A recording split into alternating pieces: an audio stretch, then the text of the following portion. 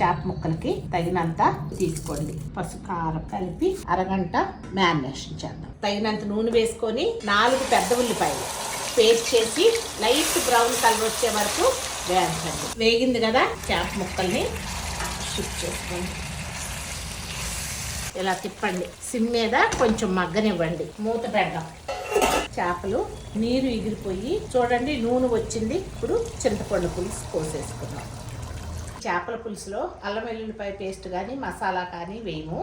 1/2 spoon మెంతులు జీలకర్ర powder, 1/4 spoon ఆవపిండి, 3 పచ్చిమిరపకాయలు ముక్కలు కోసి కరివేపాకు వేసుకొని ఇలా తిప్పండి. ఇప్పుడు దగ్గరికి వచ్చే వరకు 5 నిమిషాలు హై మీద, తర్వాత సిమ్ చేసి ఉడకపెట్టుకున్నాం. ఒకసారి చూద్దాము. టేస్ట్ చూడండి. ఇంకా కొంచెం కారం, ఉప్పు వేసి ఒకసారి తిప్పండి. సిమ్ మీద పెట్టి ఒక 2 మినిట్స్ ఉడకనిద్దాం. మసాలాలు లేకుండా ఓల్డ్ స్టైల్లో ఫిష్ పులుసు.